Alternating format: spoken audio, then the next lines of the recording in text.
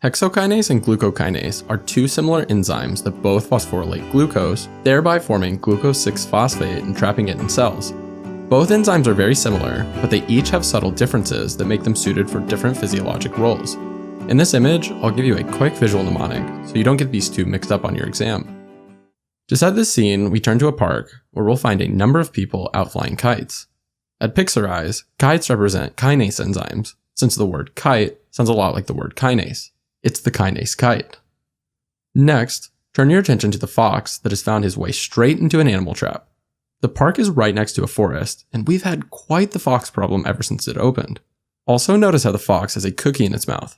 We'll find out why the cookie is there later, but for now, just know that the cookie represents glucose. It's a sugary glucose cookie. At this point, I bet you can see where the symbol is going. Recall from biochemistry that kinase enzymes are involved in phosphorylation reactions. So our fox eating the cookie here represents the phosphorylation of glucose, or phosphorylation of glucose, which converts glucose into glucose 6-phosphate. Normally, glucose can freely pass into and out of cells. After it's phosphorylated, however, the highly polar phosphate group prevents it from passing through the cell membrane. And now that it's trapped, the cell can use it without worrying that it's going to diffuse away. This also helps explain why this phosphorylation step is an important regulatory step in the glycolytic pathway. I mean, wouldn't you want to regulate a step that trapped glucose? Just remember our trapped fox here, and you'll never forget that the phosphorylation of glucose traps it inside the cell. With that out of the way, let's turn our attention to our first kite flyer. Notice how this guy's kite is shaped like a hexagon? That's right, this hexokite is here to help you remember hexokinase, which is the first of the two kinases we'll discuss. First, notice how this kite flyer is firmly gripping his kite string. You might even say he strongly binds his kite. This should help you remember that hexokinase has a high binding affinity for glucose. For those of you who want to dig a little deeper into enzyme kinetics, you should know that this means that hexokinase has a low Km. Let's quickly unpack what this means. When an enzyme binds a substrate, it can go on to form product, but before this happens, it may also just release the substrate without doing anything. When the latter happens, the enzyme and substrate are said to dissociate. The extent to which this dissociation occurs is determined by the dissociation constant. A higher dissociation constant means that, well, the enzyme and substrate dissociate to a greater extent. With regards to Michaelis-Menten kinetics, the Michaelis constant, also known as Km, is approximately equal to the dissociation constant. For the purpose of your exam, you should really just memorize this. Km is approximately equal to Kd, with Kd here meaning the dissociation constant. So if an enzyme has a low Km, it means that it binds its substrate very tightly. In other words, a high binding affinity means a low dissociation constant. In the context of hexokinase, we know from our image that the enzyme tightly binds its substrate, so it must have a low Km. Next, check out the hexokinase kite high up in the sky. It's flying motionless and proud. This high-flying, motionless kite should help you remember that hexokinase also has a low Vmax, because this kite has a low velocity. The velocity of the enzyme refers to how quickly the enzyme can process glucose to glucose 6-phosphate. Put another way, hexokinase has a low capacity. So even if there's a lot of glucose lying around, the enzyme won't process it very quickly. Anyway, just remember this motionless kite and its low velocity, and you'll easily remember that hexokinase has a low Vmax. Next, take a look at how hard the kite flyer is straining. That kite must be giving him quite a pull. The kite flyer pulling back on his kite string should remind you of negative feedback, since he's really pulling back on that string and inhibiting the kite. Negative feedback here means that the hexokinase enzyme is inhibited by the enzyme's product, which in this case is glucose 6-phosphate. Ultimately, this means that hexokinase is allosterically regulated. While we're here, also notice how jacked the kite flyer is. Kind of like looking in a mirror, right? This muscly kite flyer here should help you remember that hexokinase is present in skeletal muscle, as well as in most tissues of the body. This is because hexokinase is primarily used for glycolysis, and muscle just loves burning glucose for energy. Alright, with hexokinase out of the way, let's turn our attention to glucokinase. See all the cookies on this side of the image? It looks like the local Boy Scouts are out selling cookies at the park. Anyway, the glucose-laden cookies here should help you remember glucokinase, a sweet sugary cookie for glucose, remember? And speaking of cookies, notice how this other kite flyer is distracted by them. First, notice how she has completely let go of her kite. You might even say that she has a low binding affinity for her kite. That's right, glucokinase has a low binding affinity for glucose, otherwise known as a high Km. Remember, Km is approximately equal to the enzyme's dissociation constant. Next, notice how our kite is zooming away. This high velocity kite should remind you of glucokinase's high Vmax. The high Vmax allows glucokinase to process a lot of glucose to glucose 6-phosphate, so the enzyme is said to have a high capacity. Next, take a look at the cookie bag that is housing all of our fresh, delicious cookies. It looks pretty insulated, doesn't it? We have to keep the cookies warm somehow. Anyway, this insulation is here to help you remember insulin. And that's right, glucokinase is under hormonal regulation by insulin. Specifically, insulin induces glucokinase, causing more of the enzyme to be transcribed and hence produced. Alright, now turn your attention to the scout who just prepared a fresh new batch of cookies. They taste best when they're fresh out of the oven. First, take a look at that yellow pancreas pan. This should help you remember that glucokinase is found in the pancreas. A yellow pan for pancreas, get it? Next, take a look at the cloth he's using to hold the pan. Those cookies must be hot. Anyway, the cloth is folded over, so it kind of looks like a liver. This liver-shaped cloth should help you remember that glucokinase is also found in the liver. Alright, we now have all of our pieces in place. Now let's discuss what all of this actually means. Let's start by making a quick plot to help us explain things. We'll put reaction velocity on the y-axis and glucose concentration on the x-axis. Suppose now we have some hexokinase enzyme inside the cell. At first, as we add more glucose, the enzyme binds the glucose and converts it to glucose 6-phosphate. As we add more glucose, the product is formed faster and faster as there is plenty of free hexokinase around. Later on, as we add more glucose though, the reaction reaches a point where it cannot go any faster. This is because all of the available enzyme is saturated. And this asymptote is known as Vmax, aka the maximum reaction velocity.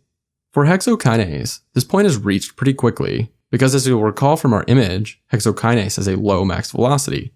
Since it can handle a very big glucose load, hexokinase is said to have a low capacity. Next, let's talk about binding affinity. Recall that hexokinase has a high binding affinity, which means that even at relatively low concentrations of glucose, it will tightly bind it and convert it to product. This makes sense because if a muscle cell doesn't have enough energy, it needs to grab hold of any glucose it can get, right? By the way, remember that a high binding affinity means a low Km, since Km is approximately equal to the dissociation constant. Another property about Km you should have memorized is that it represents the substrate concentration at which the reaction velocity is half maximal. In tissues such as skeletal muscle, the main fate for glucose is to convert it to glucose 6-phosphate, so it can undergo glycolysis and be utilized as energy for the muscle. So if there's not much glucose around, we want to be able to tightly bind what's there so that any available glucose can be used. Similarly, we also want muscle cells to have a low capacity. Let's say we have a muscle cell here. Some glucose comes along and goes into the first cell. If hexokinase had a high max velocity, then all of this would get consumed by the first cell. But since hexokinase has a low Vmax, the hexokinase quickly saturates. The excess glucose can then diffuse away and be used by the next cell. So in essence, the low Vmax prevents the glucose from greedily being all used up by the first cell it encounters.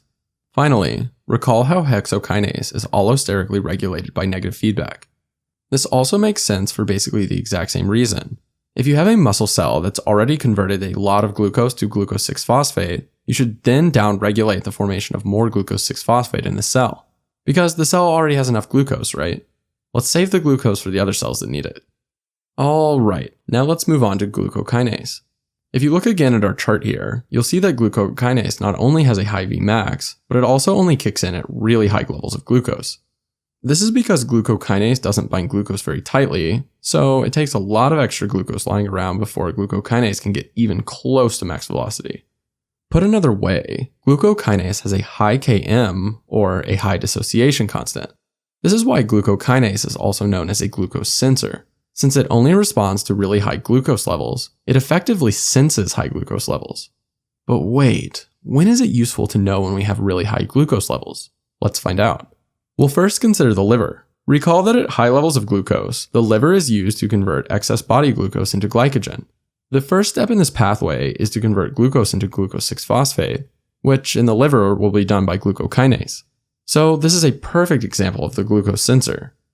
If the liver knows there's really high glucose, it will want to convert it to its storage form glycogen. While we're here, we also need to talk about how glucokinase has a high Vmax.